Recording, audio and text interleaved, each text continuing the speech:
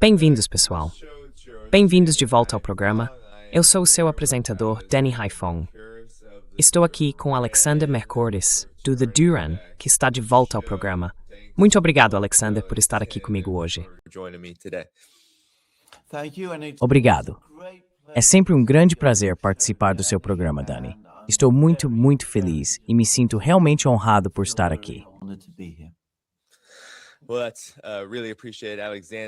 Poxa, muito obrigado, Alexander. Pessoal, estou falando aqui de Hunan, na China, a província de Hunan. Estou em Changsha, a província onde Mao nasceu, e infelizmente está chovendo. Eu até faria isso do lado de fora, mas com essa chuva não vai dar. Mas o Alexander foi gentil o bastante para se juntar a mim hoje.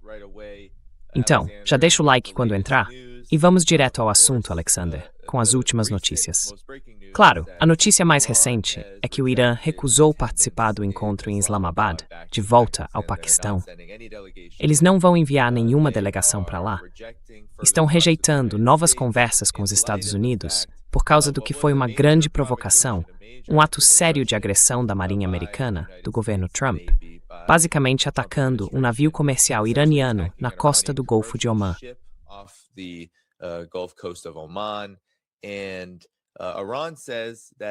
E o Irã diz que, logo depois que isso aconteceu, eles realmente expulsaram vários navios americanos da área usando drones, e que vão retaliar da mesma forma no momento que escolherem, quando acharem apropriado.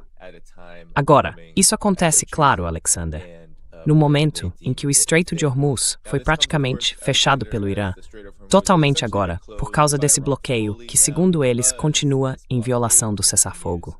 Então, Alexander, nos últimos dias, houve uma enxurrada de acontecimentos, muita conversa sobre negociações, depois sobre a falta delas. E isso, eu acho, é um passo muito grande em direção a uma retomada da guerra e de forma intensa. Quais são as suas impressões sobre o que está acontecendo e como você enxerga esse conflito, tanto no sentido mais amplo, quanto no aspecto geopolítico específico?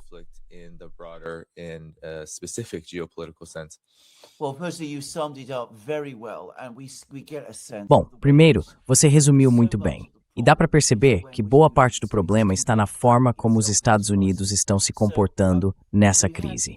Há cerca de 2 semanas, tivemos uma situação em que os Estados Unidos e o Irã pareciam ter concordado com um cessar-fogo. Esse cessar-fogo claramente deveria se estender também ao Líbano, parar os combates no Líbano. Mas as lutas no Líbano continuaram. Os iranianos disseram que isso era uma quebra de confiança e voltaram a reforçar o controle sobre o Estreito de Hormuz. Depois, houve um cessar-fogo no Líbano, e os Estados Unidos deveriam aliviar ou encerrar o bloqueio naval contra o Irã.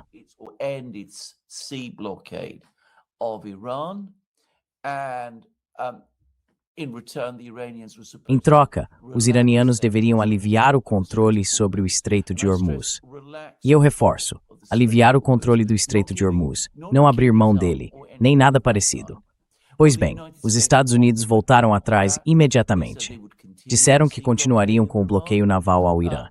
Os iranianos responderam que isso é inaceitável, que diante disso não faz sentido sequer considerar negociações ou conversas com os Estados Unidos, porque os Estados Unidos claramente não estão negociando de boa fé. Agora, nas últimas horas, os paquistaneses, que estão atuando como mediadores, aparentemente têm dito aos americanos, pelo amor de Deus, suspendam o bloqueio naval.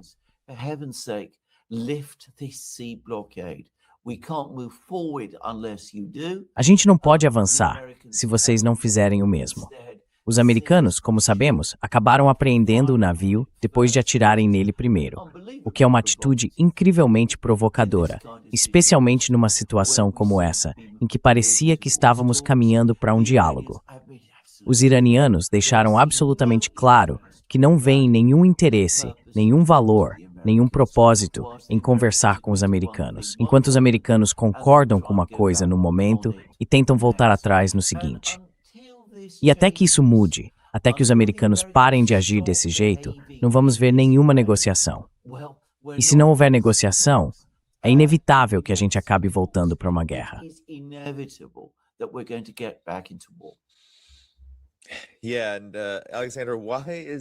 Pois é, Alexander. Por que os Estados Unidos estão agindo desse jeito? Porque tudo isso vai acabar levando o Irã a basicamente retomar o que fazia antes do cessar-fogo, o que foi bem catastrófico, especialmente no campo econômico, mas também no militar, para os próprios Estados Unidos. Houve muitas perdas importantes, principalmente de sistemas de armas, radares, vários tipos de defesa aérea, e por aí vai. E o Irã diz que isso pode continuar. Eles têm capacidade para fazer isso acontecer, e eu não tenho motivo para duvidar. Então, por que exatamente os Estados Unidos estariam agindo assim agora? Justamente no momento em que parece haver tanta preocupação com as consequências econômicas globais dessa retomada.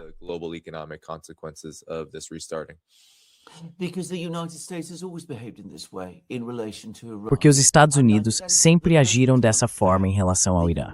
Quer dizer, acho que esse é o primeiro ponto a entender.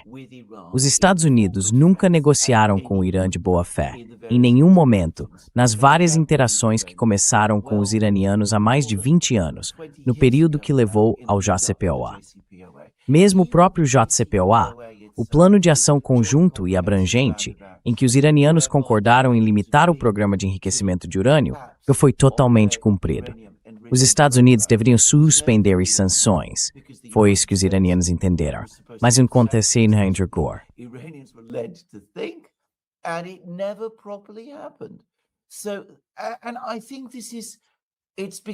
Então eu acho que isso virou quase um comportamento compulsivo.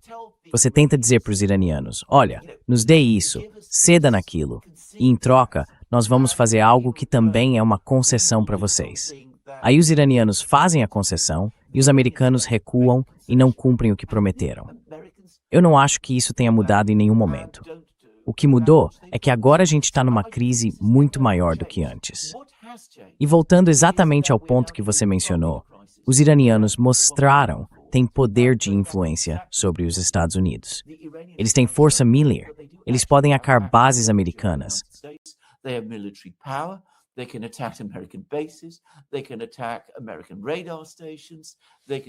Eles podem atacar estações de radar americanas. Podem causar uma enorme perturbação na economia global. O resultado é que os Estados Unidos acabam tentando jogar o mesmo jogo de sempre, pressionar o Irã a fazer concessões em troca de promessas que eles próprios não cumprem. Mas quando fazem isso, percebem que o espaço de manobra está diminuindo, porque nesse momento os iranianos reagem de formas que antes nunca reagiam. Enquanto os americanos não pararem com isso, enquanto não quebrarem esse hábito compulsivo, vamos continuar presos nesse hipocrisia.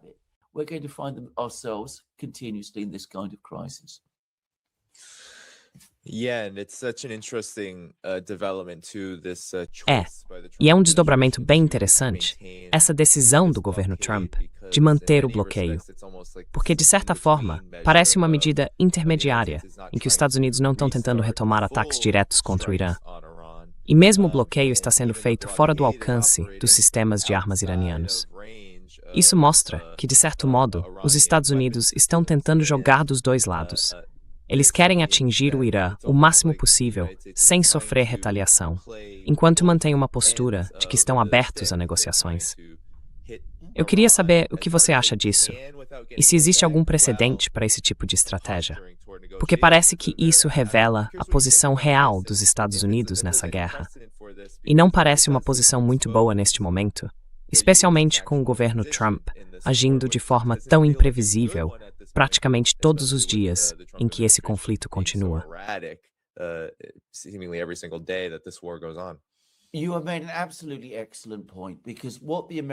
Você fez um ponto excelente, porque o que os americanos estão fazendo, ao continuar com essa prática de, como eu disse, nunca negociar de forma direta e de boa fé, nunca cumprir as próprias promessas, é expor ainda mais claramente a fragilidade da própria posição deles. Os americanos, como você bem disse, estão tentando impor o bloqueio naval à distância. Os navios deles não podem se aproximar do Irã. Eles têm medo de posicionar os navios perto do Irã. Agora, isso não foi noticiado no Ocidente, mas a agência russa TASS está dizendo que o bloqueio está cheio de brechas, que 40 navios atravessaram o Estreito de Hormuz no fim de semana, e os americanos conseguiram parar apenas um. and the Americans were only able to stop one.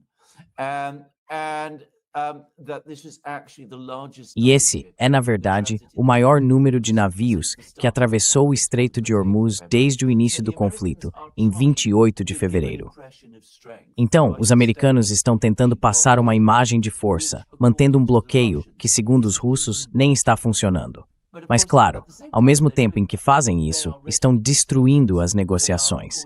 Estão levando os iranianos a adotar uma postura extremamente rígida e também estão expondo ainda mais a própria fragilidade daqui para frente.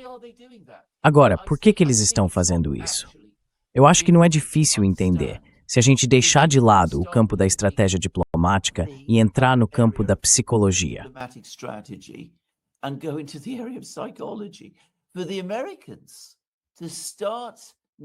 Para os americanos começarem a negociar de forma séria e em pé de igualdade com os iranianos, isso seria admitir que os Estados Unidos fracassaram e perderam.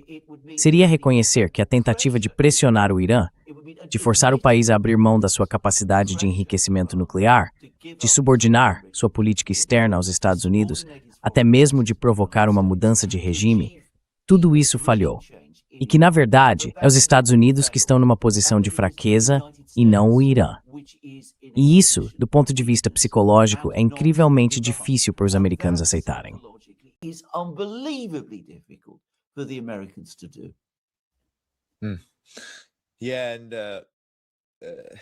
Pois é, e eu não sei se você viu, Alexander, mas o Donald Trump publicou, como ele costuma fazer, um post no Truth Social sobre a guerra. E ele tem basicamente postado todos os dias sobre esse assunto, de um jeito ou de outro. E alguns desses posts são, sinceramente, eu nem sei se dá para chamar de comprometedores, constrangedores ou o quê, mas esse em particular falava sobre Israel. Ele dizia que Israel nunca conversou com ele sobre a guerra com o Irã e que os acontecimentos de 7 de outubro reforçaram a opinião que ele sempre teve, de que o Irã nunca pode ter uma arma nuclear. Segundo ele, foi isso que o convenceu a entrar em guerra com o Irã. E aí ele ainda fala que os comentaristas da mídia, as chamadas fake news e todo mundo, e depois começa a comparar resultados, dizendo que líderes novos, mudanças de regime, como na Venezuela e no Irã, são inteligentes.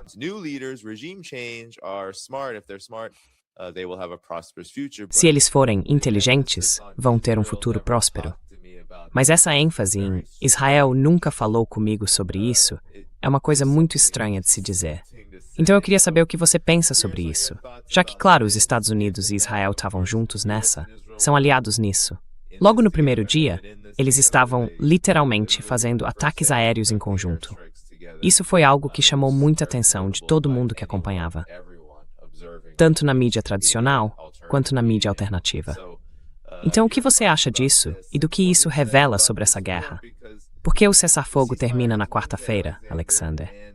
E o Irã está dizendo que está meio que esperando um ataque surpresa desses dois países.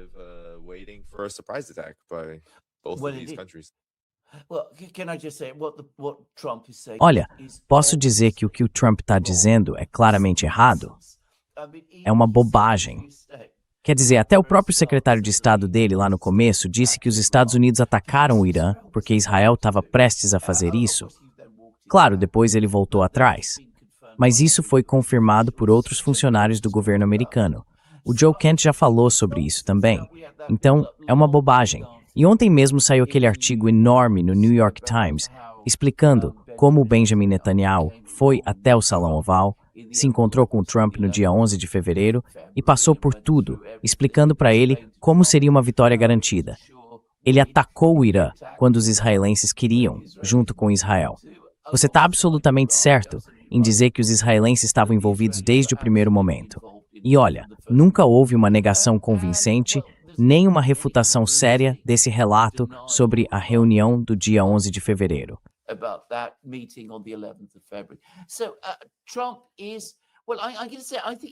Então o Trump está, bom, eu diria que ele está mentindo. Quer dizer, não sei de uma palavra mais simples ou direta para usar aqui. Ele está mentindo sobre isso. Por que ele faz isso? Acho que ele não quer parecer que está sendo manipulado, que está recebendo ordens do Benjamin Netanyahu.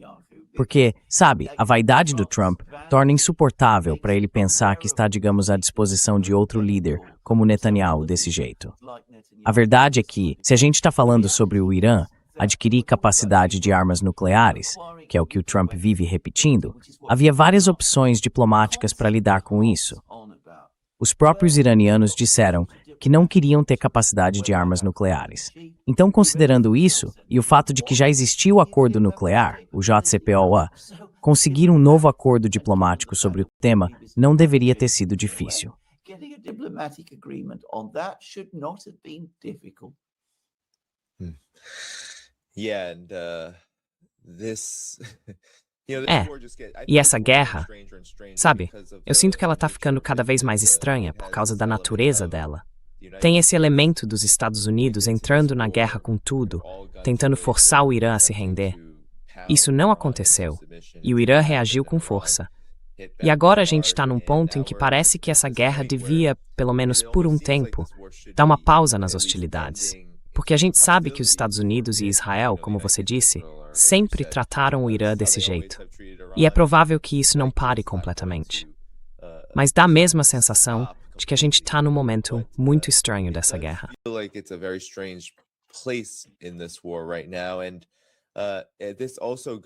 E isso também vale para o fato de que a gente ainda está vendo as consequências do que aconteceu durante aquelas 5, 6 semanas de hostilidades.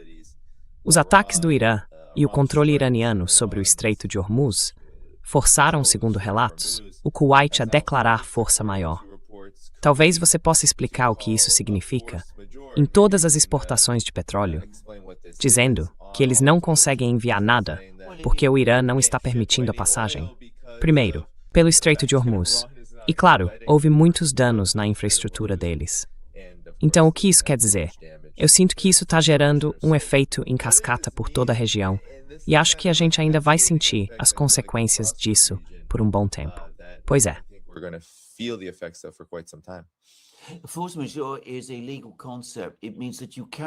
Força maior é um conceito jurídico. Significa que você não consegue cumprir um compromisso contratual por causa de eventos totalmente fora do seu controle. É um conceito bem conhecido no direito.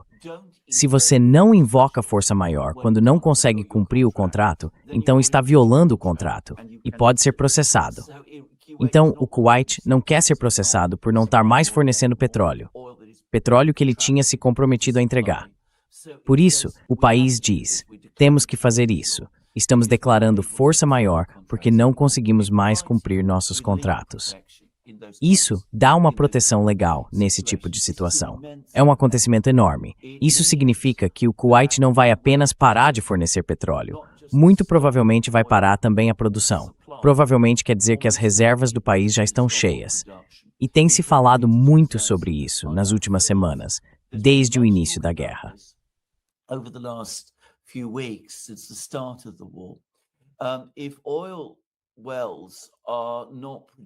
Se os poços de petróleo não estão produzindo, se foram fechados, eles começam a se deteriorar. O dano vai se acumulando. E nesse caso não é simples colocá-los de volta em operação. Pode levar semanas, pode levar meses ou até muito mais tempo. Isso prolonga e agrava a crise. Agora tem outro ponto. Se o Kuwait declara força maior, então outros produtores do Golfo, os estados do Golfo que não fizerem o mesmo, ficam mais expostos a ações legais do que estariam se o Kuwait não tivesse tomado essa decisão. Porque ao não declarar força maior, eles estão basicamente dizendo que apesar do que aconteceu com o Kuwait, apesar dos problemas do Kuwait, eles garantem aos clientes que ainda conseguem alguma forma de fornecer petróleo. E isso pode aumentar o valor de qualquer indenização que eles sejam obrigados a pagar, caso o petróleo realmente não seja entregue.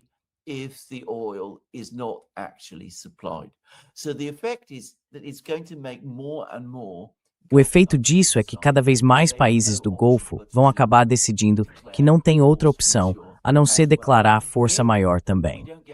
Se a gente não retomar as negociações na terça, na quarta, hoje ou quando for, se o Estreito de Hormuz não começar a se abrir, então vamos ver um efeito em cascata. Todos os produtores vão começar a declarar força maior, a produção vai parar. E aí toda essa manipulação que a gente vê nos mercados, que tem mantido o preço do petróleo, os contratos futuros, não o preço físico do petróleo vendido todo dia, que já está muito alto, vai piorar. O preço do petróleo, que a gente vê, por exemplo, na Bloomberg ou no oilprice.com, é o preço que o mercado projeta para o petróleo daqui a um mês. Esse preço vai começar a disparar. That price is going to start shooting upwards, and that's the price that the markets will track and will start. E é esse o preço que os mercados vão acompanhar e que começa a ter um efeito imediato na forma como eles funcionam e, de modo mais amplo, na economia, influenciando as taxas de juros e tudo mais. Então, esse passo que o Kuwait deu é extremamente importante e as pessoas não deveriam subestimar isso. Agora, sobre os outros pontos que você mencionou, você está absolutamente certo.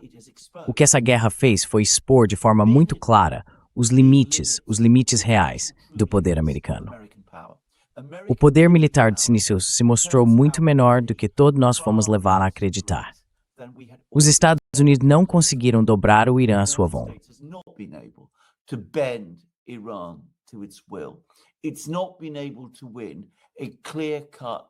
Eles não conseguiram uma vitória militar clara sobre o Irã. Então, o resultado é o seguinte: você fala sobre o comportamento estranho dos americanos, e essa é justamente a causa dessa estranheza. Os Estados Unidos foram expostos como mais fracos do que queriam que todo mundo acreditasse. Por isso, estão inventando todas essas coisas esquisitas, bloqueios marítimos, atitudes estranhas, comentários do Trump cheios de autopromoção, falas dizendo que as coisas não estão tão ruins, ou que estão melhores do que realmente estão. É isso que está por trás de tudo. Eles foram desmascarados. E por terem sido desmascarados, precisam recorrer a essas manobras e atitudes estranhas, o que faz tudo parecer tão bizarro e tão esquisito quanto você descreveu.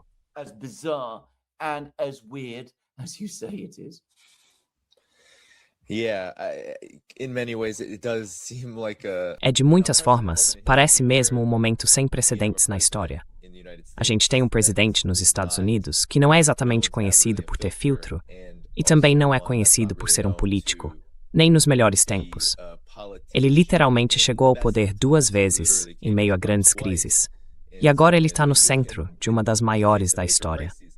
As pessoas estão dizendo, grandes economistas, a mídia tradicional, todos dizem que essa pode ser a pior crise do petróleo em toda a história do mercado de petróleo. E isso é impressionante, considerando que essas ações, Alexander, a continuidade desse bloqueio, a incapacidade e a rejeição, sabe? As pessoas dizem, o Irã está rejeitando.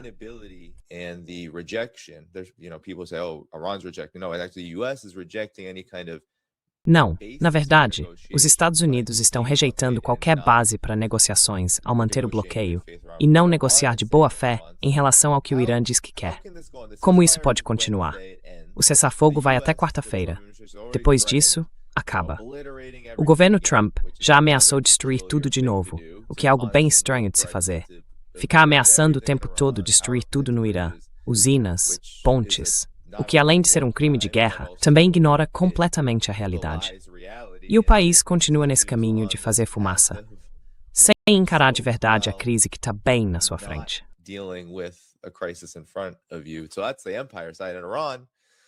Iran just keeps doing what it's doing. It keeps saying we're going to control the Strait of Hormuz. We're going to make real choices about who gets to go through, and we're going to tighten it if you get more and more aggressive, and of course do more than that if you want us to. So, or if you force us to. So that's what's your assessment of this? Because it really is it seems like a very dicey situation. E tem consequências que se espalham por todo o cenário geopolítico. All across the geopolitical landscape. É uma situação extremamente delicada para os Estados Unidos e que tem todo o potencial para ficar ainda mais complicada. Você mencionou que o Donald Trump é, digamos, uma personalidade imprevisível, certo? Que toma decisões no impulso, sem pensar muito antes, e que não tem controle sobre o que escreve nas postagens dele no Truth Social. Olha, tenha isso em mente. We have all sorts of potentials A gente tem todo tipo de potencial, todo tipo de possibilidade para essa situação escalar muito, mas muito mais. Para dar só um exemplo, há alguns dias o Ministério da Defesa da China disse que o país não vai ficar parado vendo o comércio com um país amigo, no caso o Irã, ser interferido dessa forma, como está acontecendo com o bloqueio dos Estados Unidos. Já surgiram vários relatos, rumores, teorias, especulações de que navios chineses poderiam começar a entrar na região para escoltar petroleiros que levam óleo do Irã para a China. A gente não sabe se isso vai realmente acontecer, mas vamos imaginar que aconteça. Não é impossível.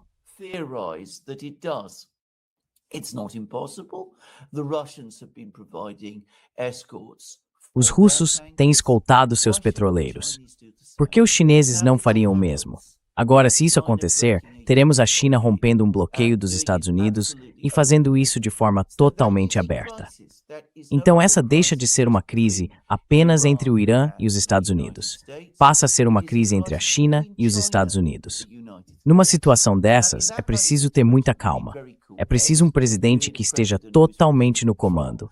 Alguém que saiba tomar decisões, que seja realista, que ouça conselhos e que consiga agir de um jeito que mantenha essa crise, ou até uma crise ainda maior, sob controle e que coloque as coisas de volta nos trilhos.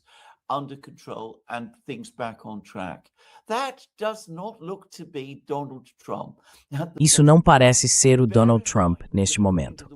Lembre-se de que, segundo o Wall Street Journal, há pouco tempo, durante a operação para resgatar o piloto americano, que foi abatido perto de Isfahan, o exército dos Estados Unidos decidiu excluir Trump da sala de operações, porque estavam preocupados com o tipo de ordens e instruções que ele poderia dar. Então, isso é extremamente preocupante, muito, muito preocupante mesmo. Agora, o que vai acontecer? Eu não acho que vai haver negociações em Islamabad. Há alguns relatos de que os paquistaneses estão pressionando os americanos para aliviar o bloqueio. E também há informações de que os Estados Unidos estão considerando fazer isso.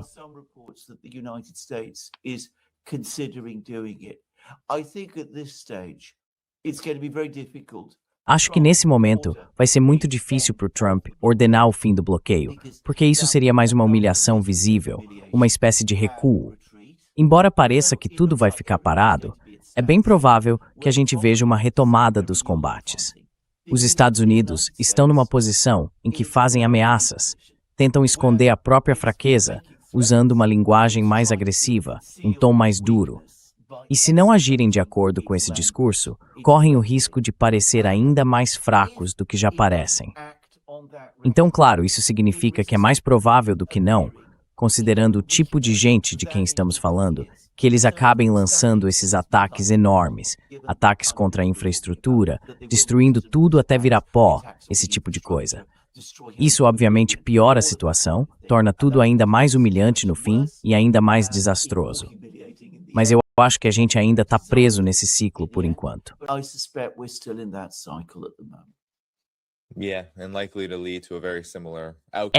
E provavelmente vai levar a um resultado bem parecido com o que a gente tem agora, que é, no fim das contas, ter que parar, ou pelo menos fazer uma pausa, respirar um pouco. Alexander, dá para dizer que talvez um dos motivos pelos quais os Estados Unidos estão nessa situação é que, na verdade, eles nem deveriam ter começado essa guerra. Pelo menos não na época em que começaram. Olha, eu acredito que os Estados Unidos, como você disse, sempre trataram o Irã desse jeito. Então, isso era inevitável em algum momento. Era inevitável que os Estados Unidos, e claro, Israel junto, por trás ou ao lado, dependendo de como você vê o papel de Israel nisso, acabassem atacando o Irã de novo, tentando escalar para uma guerra ainda maior.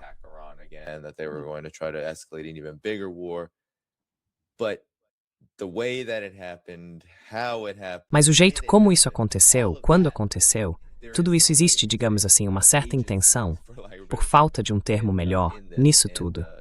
E isso me faz pensar, mesmo do ponto de vista mais frio, mais realista, do Império, será que isso era algo que eles deveriam ter feito? Porque agora, como você acabou de explicar, não tem mais volta. Trump e os Estados Unidos sempre agiram assim. Sempre deixaram claro que não podem ceder, que não podem tomar decisões baseadas em algum tipo de reciprocidade, ou dar a impressão de que não são o império mais forte e mais poderoso que existe. Eles precisam mostrar que podem vencer qualquer um, que sempre vão sair por cima. Só que, pelo que parece, não existe um cenário real em que isso seja possível.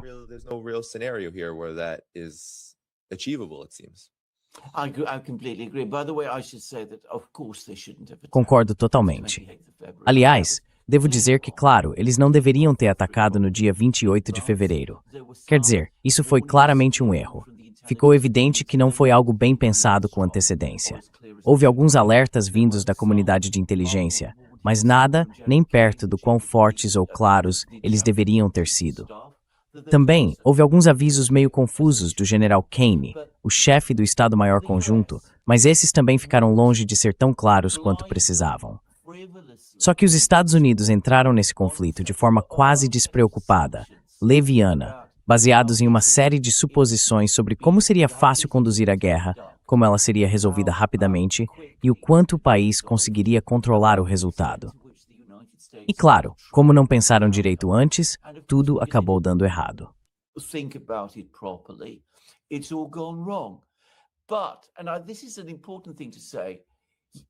Mas, e isso é importante dizer, mais cedo ou mais tarde, em algum lugar, seja contra o Irã ou contra outro país, a gente acabaria na mesma situação.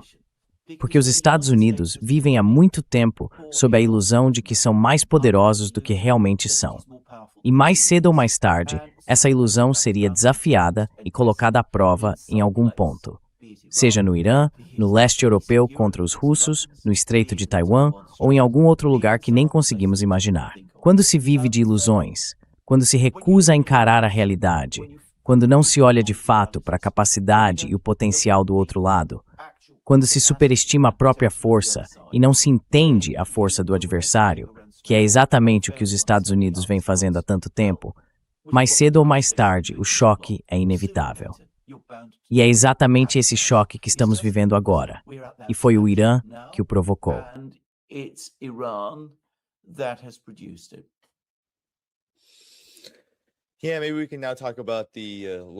Talvez agora a gente possa falar sobre as implicações mais amplas do que está acontecendo no mundo em relação ao Irã.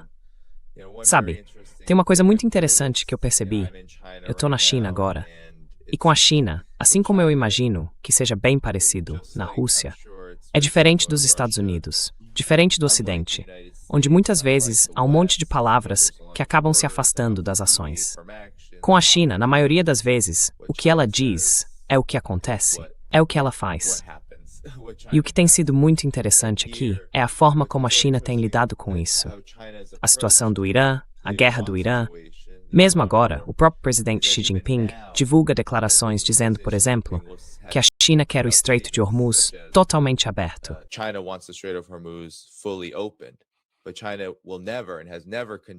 Mas a China nunca condenou e nunca vai condenar nada do que o Irã fez até agora, nem mesmo em relação ao Estreito de Hormuz. Mas ela condenou o que os Estados Unidos estão fazendo com o bloqueio, de forma direta, inclusive. E em muitos aspectos, isso aconteceu porque o governo Trump, o Scott Bessent e outros apontaram a China como o principal alvo desse bloqueio, o que é, na verdade, impressionante. Isso até me surpreendeu um pouco. Então, Alexander, o que você acha disso? O que você acha da reação global ao que está acontecendo ali em torno do Estreito de Hormuz, onde essa guerra parece ter se concentrado agora, e de como as coisas estão mudando por causa dessa guerra? Things are changing because of this war. Bem, China e Rússia. Mas a China, talvez até de forma mais importante, porque no fim das contas é o país mais poderoso. O que diferencia os dois dos Estados Unidos é que os chineses entendem os limites do próprio poder. Eles sabem que o poder, por definição, tem limites. E por isso, claro, são muito mais cuidadosos com o que dizem. Pesam cada palavra com antecedência. Eles não fazem ameaças que acham que não poderão cumprir no futuro, ou que seria contraproducente tentar cumprir. Então é uma abordagem completamente diferente, e isso explica muita coisa. Agora, existe uma teoria, e eu acho que é mais do que apenas uma teoria. Now, there is a theory, and I think this is more than just a theory. I think it is, to a certain extent, true, that Eu acho que é até certo ponto verdade que toda essa guerra com o Irã, esse episódio com a Venezuela, todas essas situações, no fim das contas, aconteceram com a China no fundo da mente dos formuladores de política dos Estados Unidos. Na verdade, eu já disse isso muitas vezes. Quando a gente olha para a política externa americana, cada passo, cada ação que os Estados Unidos tomam, a China está sempre ali, no pano de fundo, influenciando o raciocínio deles. Eles estão sempre pensando em como aquilo vai se desenrolar dentro dessa disputa que imaginam travar contra a China. E eu não acho que os chineses, por outro lado, queiram estar numa disputa desse tipo com os Estados Unidos. Mas, já que essa disputa é imposta a eles, é claro que acabam tomando medidas de resposta. Of course, they take countermeasures. And the Chinese, in relation to this particular crisis, E os chineses, em relação a essa crise específica, veem muito bem quem começou tudo isso. O fato é que o Irã foi atacado no meio de negociações que pareciam estar avançando. Foram os Estados Unidos que realizaram esses ataques massivos contra o Irã, mataram seu líder, atacaram sua infraestrutura, fizeram tudo isso. E os iranianos têm se esforçado bastante para mostrar aos chineses que levam a sério o que a China diz, que agem com respeito em relação a ela e que tentam, dentro do possível, proteger os interesses chineses. Tudo que os iranianos fizeram foi inteiramente uma forma de retaliação a esse ataque inicial que foi feito contra eles. this original strike that was carried out against them. So this, of course, understandably informs. Então, é claro, isso influencia a diplomacia chinesa e de forma bem compreensível. Eles veem o que os americanos fizeram, entendem por que fizeram e também observam o que os iranianos estão tentando fazer. E a China reage. Neste momento, eles ainda estão avaliando suas decisões. Mas quanto mais isso se prolonga, mais eu suspeito que os chineses vão usar a influência que têm sobre os dois lados, uma influência que só cresce, tanto para tentar encerrar esse conflito, de um jeito que beneficie a China, é claro, quanto para garantir os interesses chineses de longo prazo com os Estados Unidos. Chinese interests with the United States. Yeah, and a lot of care taken by E a China e também a Rússia têm tomado muito cuidado para não culpar, nem condenar, nem pressionar o Irã publicamente, ou qualquer coisa desse tipo, em relação ao que ele está fazendo. O que, claro, não tem sido o caso em boa parte da região, que tem sido bem inconsistente nesse ponto. Muitos países, especialmente os do Golfo, adotaram uma postura ainda mais hostil, mesmo com o quanto essa guerra tem prejudicado seus interesses de curto, médio e longo prazo. E talvez até a própria sobrevivência deles.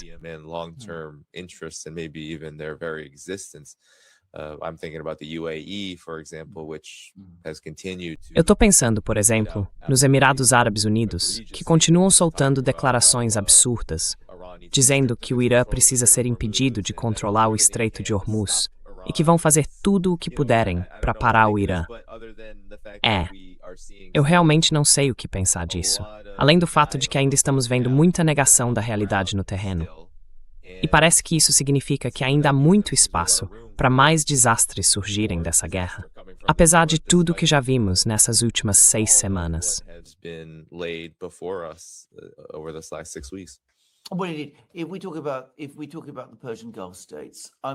Se a gente falar dos países do Golfo Pérsico, quero dizer, eles têm, claro, há muitas décadas, colocado toda a confiança nos Estados Unidos. Eles aceitaram essa ideia de um poder americano sem limites. E agora que isso não se confirmou, estão extremamente assustados e muito nervosos.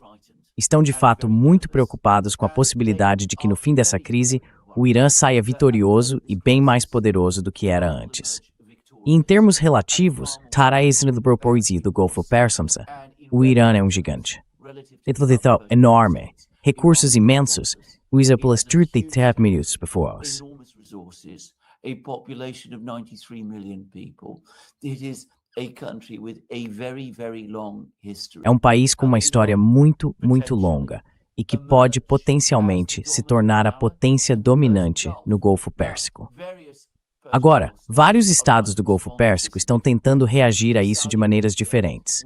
A Arábia Saudita, que é um país bem maior que os outros, está tentando, ao que parece, encontrar algum tipo de reaproximação com os iranianos. Eles já tiveram algum tipo de acordo com o Irã no passado.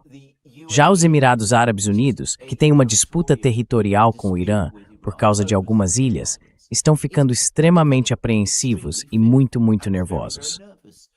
E o príncipe herdeiro de Abu Dhabi, amplamente reconhecido como o verdadeiro governante dos Emirados, esteve recentemente na China, onde se encontrou com Xi Jinping.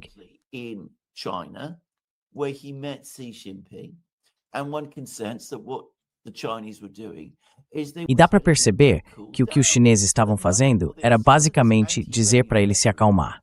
Que nada disso, nenhum desse discurso anti-Irã em que os Emirados Árabes estão insistindo é realmente útil.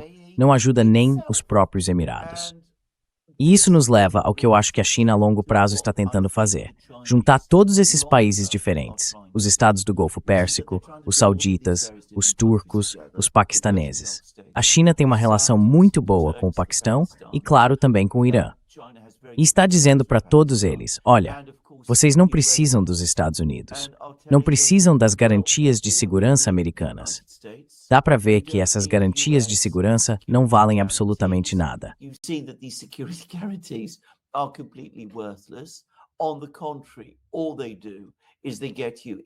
Pelo contrário, tudo o que eles fazem é te colocar em apuros.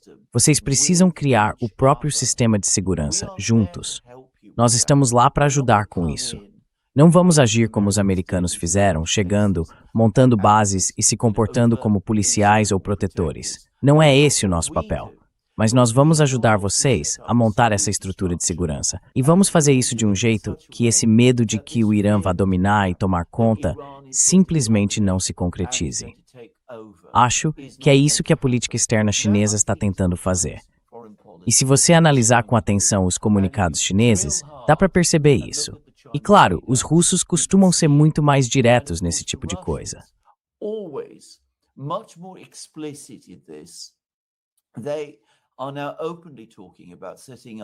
Eles estão agora falando abertamente sobre criar uma arquitetura de segurança, uma nova arquitetura de segurança no Golfo Pérsico, o que sem dúvida faz parte da política chinesa. E os russos, aliás, como era de se esperar, estão sendo muito mais diretos do que os chineses sobre quem é responsável pela guerra. Os russos dizem de forma clara que isso foi um ato de agressão e usam exatamente essa palavra, de Israel e dos Estados Unidos contra o Irã. A gente vê isso com frequência nessa parceria entre chineses e russos. Os russos assumem o papel de falar de maneira mais dura, mais franca, enquanto os chineses entram depois como conciliadores, como moderadores, tentando juntar os pedaços.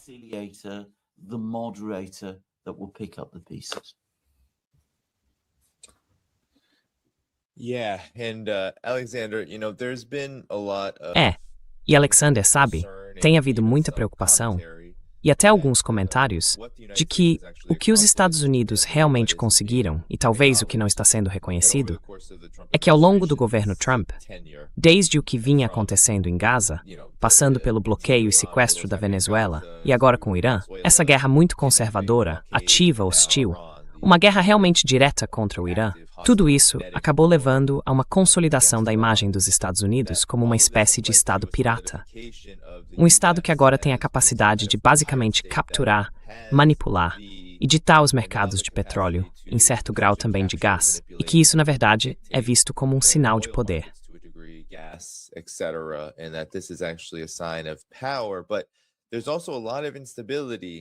Mas também tem muita instabilidade sendo gerada por isso, e isso pode acabar ofuscando outras coisas. Porque há quem diga que, bom, isso está enfraquecendo a China, está enfraquecendo a Rússia, está enfraquecendo o Irã, ao criar esse tipo de blitzkrieg sobre o gás, sobre a energia.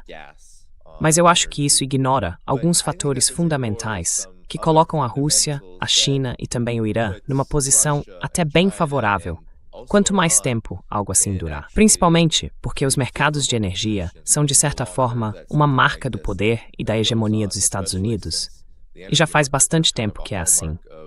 Então, o que você pensa sobre isso? Há quem diga que o que os Estados Unidos estão fazendo em relação aos mercados de energia, tanto os seus próprios quanto em relação a tentar bloquear, roubar ou destruir os dos outros, na verdade, está tornando o país ainda mais poderoso do que antes.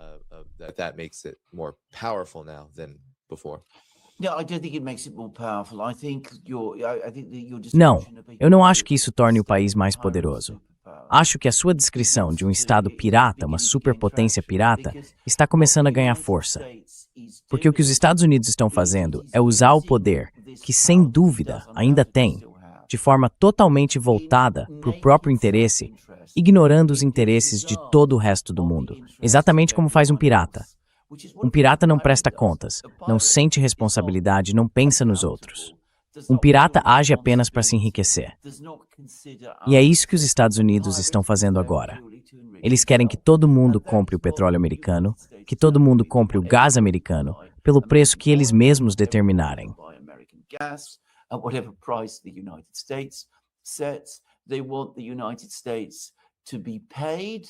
Eles querem que os Estados Unidos sejam pagos pelo benefício de controlar os oceanos do mundo.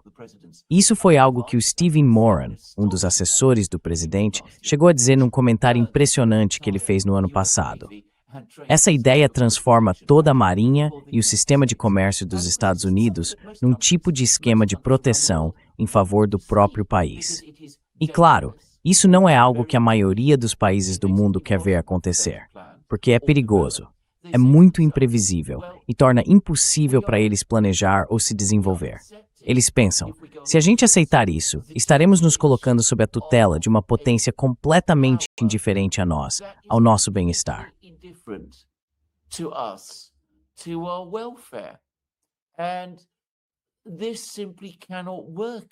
E isso simplesmente não pode funcionar desse jeito. Então é claro que os países ao redor do mundo vão ficar cada vez mais nervosos com isso. E cada vez mais assustados. E se surgir outro polo de poder que ofereça um sistema mais organizado, mais equilibrado, um sistema em que as preocupações de outros países sejam pelo menos ouvidas e recebam algum grau de respeito, é claro que eles vão preferir isso. Agora, tem outro fator aqui, que é claro o próprio fator do poder. Porque se um país vai agir como um Estado pirata, se vai se comportar assim, ele realmente precisa ser muito mais poderoso do que todos os outros. E isso significa ter muito mais recursos do que os outros países têm.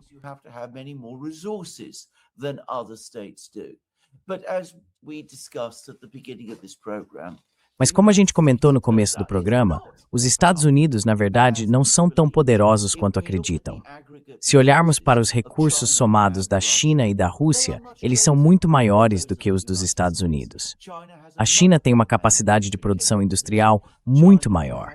Tem pelo menos o mesmo nível dos Estados Unidos em termos de base científica e tecnológica.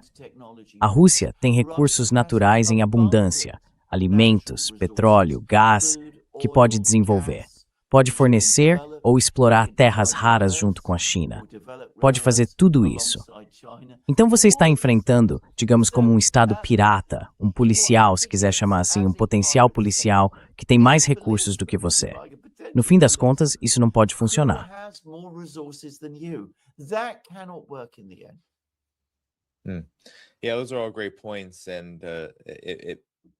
Sim, todos esses são ótimos pontos.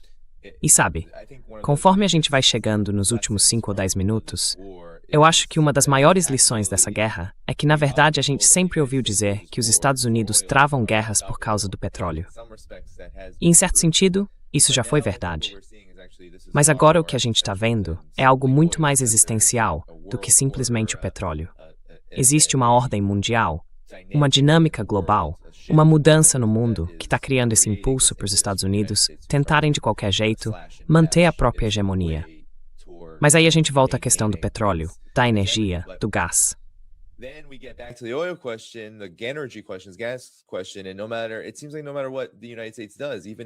Parece que, não importa o que os Estados Unidos façam, mesmo quando olham para a Venezuela, com esse controle que exercem sobre o petróleo venezuelano, ou com algumas sabotagens que parecem ter acontecido na região da Ásia Ocidental e que não podem ser explicadas como retaliação iraniana, Apesar de tudo isso, apesar dessas tentativas óbvias de manipular mercados, e talvez até de tomar o controle de alguns deles, o que isso realmente significa para o futuro da hegemonia americana, quando os Estados Unidos já não conseguem simplesmente sobreviver tentando piratear e roubar recursos de petróleo?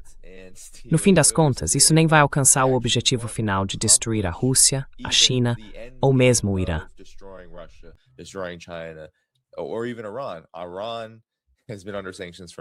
O Irã vive sob sanções há muitas décadas. Não vai simplesmente ceder só porque o mercado de energia ficou mais difícil de navegar fora de suas próprias fronteiras. A China está aí e não tem preocupação com o mercado de energia, porque é cerca de 80% autossuficiente. Os outros 20% vêm de várias fontes diferentes, e eles têm a Rússia como parceira, disposta a compensar o que faltar. Mesmo que perdessem esses 20% de dependência, a energia russa cobriria tudo. E ninguém consegue explicar, quando fazem esses argumentos, por que os Estados Unidos nunca conseguem baixar o preço do petróleo. Não importa o quanto aumentem a oferta no mercado.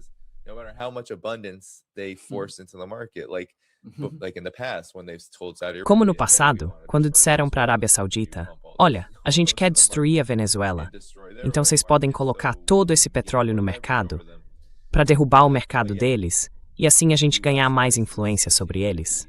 Mas mesmo assim, os preços nos Estados Unidos continuam muito altos. E isso é uma desvantagem, porque como é que você vai expandir suas exportações de petróleo para países que podem buscar parceiros mais confiáveis, como a Rússia, por exemplo? Então não é tão claro assim como essa dominação pode realmente ser mantida, ou até ampliada, só por meio de aterrorizar o mercado de petróleo, tomar o controle, piratear ou o que for.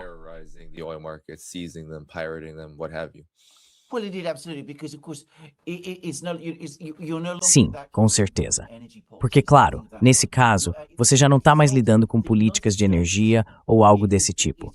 Não é que os Estados Unidos, ao seguir essas políticas, estejam tentando obter petróleo para si mesmos, como faziam os velhos imperialistas do século XIX. O que eles realmente estão tentando fazer é controlar a produção de petróleo para impedir que outros tenham acesso a esse recurso. Em outras palavras, não se trata de conquistar o petróleo em si, mas de projetar poder e enfraquecer o adversário.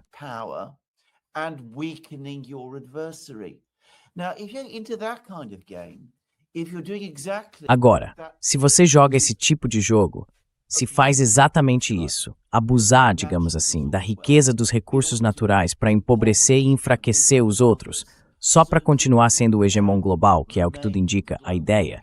Então, na prática, o que você está tentando fazer é deixar todo mundo na miséria para continuar sendo o único que fica de pé.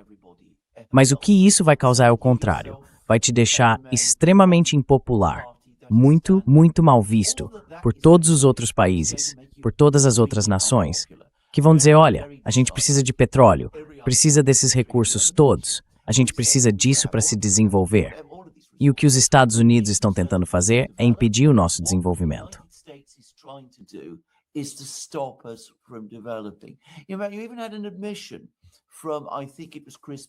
Você teve até uma declaração, acho que foi do Chris Murphy, o secretário do Tesouro dos Estados Unidos, dizendo que o país não vai cometer o mesmo erro com a Índia que supostamente cometeu com a China. Em outras palavras, os Estados Unidos não vão ficar de braços cruzados e deixar a Índia se tornar uma potência econômica que rivalize com eles, porque isso seria um desafio ao poder americano. E isso significa que se você está na Índia e quer que o país prospere, se desenvolva e melhore o padrão de vida da população, automaticamente você entra em conflito com os Estados Unidos. Agora, essa é uma posição insustentável. Os Estados Unidos não são independentes, nem fortes o bastante, nem capazes o suficiente para levar adiante uma política tão imoral e antiética. No fim das contas, vai acontecer exatamente o que você disse.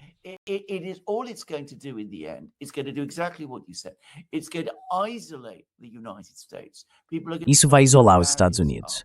As pessoas vão começar a erguer barreiras e vão dizer, mantenham os americanos o mais longe possível. Vamos todos criar nossos próprios sistemas de comércio e controlá-los juntos. Porque se os americanos entrarem, tudo que vão tentar fazer é destruir esses sistemas, acabar com o que construímos e, no fim, nos empurrar para baixo. E não é isso que as pessoas querem. Aliás, é o oposto do que os Estados Unidos fizeram com a Europa no começo da Guerra Fria. Naquela época, os americanos entenderam que para manter os europeus próximos, precisavam deixá-los mais ricos. Daí veio o Plano Marshall. Agora, ao contrário, querem deixar todo mundo mais pobre. A primeira política fez os americanos ganharem amigos na Europa. Essa nova política vai fazer os americanos perderem amigos em todo lugar. Yeah, and it is. And É isso mesmo. Não importa o quanto a Europa se torne dependente dos Estados Unidos em todas as áreas, isso acabou criando grandes divisões, divisões importantes, porque é algo existencial, no fim das contas. Até mesmo para esses países mais frágeis. Alexander, se você puder ter um pouco de paciência comigo enquanto a gente passa por alguns superchats. Tem algumas perguntas, e você pode responder o quanto quiser, bem rápido se preferir. Então, primeiro, eu só quero agradecer. Certo, aqui está o Spark. Acho que o Spark é um espectador assíduo dos nossos dois programas. A pergunta dele é: o navio cargueiro iraniano que saiu da China em direção ao Irã e foi recentemente apreendido pelos Estados Unidos levava peças de drones ou de mísseis, ou só produtos de consumo? Ou isso nem chegou a importar para os Estados Unidos?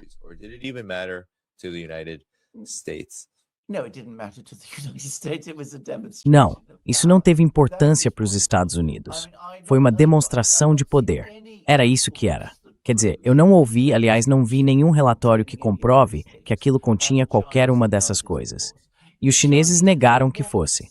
Os chineses, se quisessem enviar esse tipo de material para o Irã, têm várias maneiras de fazer isso. Aliás, não é algo que se deve ignorar. Existe uma ferrovia que vai da China até o Irã, passa pelo Paquistão.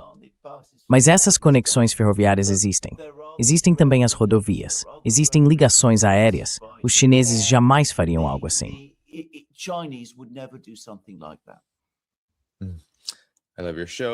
Adoro o seu programa. Por favor, poste vídeos curtos também. Obrigado. Agora o Trump está legalizando o LSD. Será que o povo americano, incluindo o próprio Trump e o Kegs Braith, vai ficar menos beligerante e dar uma chance para a paz, só para variar? Eu gostaria de achar que sim, mas acho que não. Obrigado por se tornar um novo membro, desconhecido. O Trump não precisa ser um gênio. Ele só precisa agradar a gente burra o suficiente para aceitar o arquivo. Boa sacada com o trocadilho do arquivo PDF. Dane-se isso. Tá bom. Eu não sei o que isso quer dizer, mas obrigado. E temos mais do Spark. O Bezos tentou derrubar a economia mundial no ano passado, com um plano de tarifas de 2009, feito para deixar os Estados Unidos como o último país de pé. Mas isso já estava ultrapassado. Agora ele está tentando o caminho do petróleo. Na minha opinião, não vai funcionar. Bom, esse é exatamente o tipo de linguagem que ele mesmo usa. Então, por que não assumir que isso está certo? Mas você tem toda a razão. Isso não vai funcionar. Certo. Muito obrigado pelo super sticker que você mandou pra gente. Acho que é isso. Claro, muito obrigado. Então, Alexander, antes de tudo, obrigado por ter aceitado o convite. Alexander, alguma palavra final antes da gente encerrar? Eu deixei o link do seu canal pessoal no YouTube e também do The Duran na descrição do vídeo, então o pessoal pode conferir lá. Tem mais alguma coisa que você queira dizer antes da gente terminar?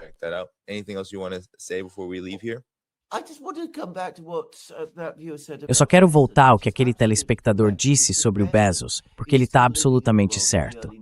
O Bezos ainda vive no mundo do começo dos anos 90, quando o amigo dele, George Soros, derrubou a libra esterlina, a moeda britânica, e ganhou uma fortuna com isso.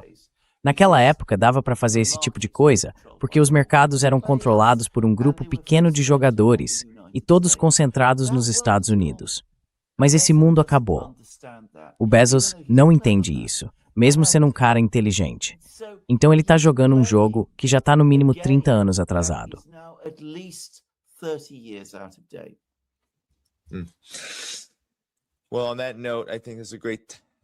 Bom, nesse ponto, acho que é um ótimo momento para encerrar. Pessoal, não esqueçam de deixar o like antes de sair. Obrigado a todos pelos superchats, aos membros e a todo mundo que contribuiu aqui hoje. E claro, a todos os que assistiram, quem quer que tenha visto isso, foi ótimo. Tudo maravilhoso. Deixem o like. Na descrição do vídeo, vocês encontram o trabalho do Alexander e também os links para apoiar este canal. Até a próxima, gente. Cuidem-se e a gente se vê de novo em breve. Next time, everyone, take care, and I'll see you again next time.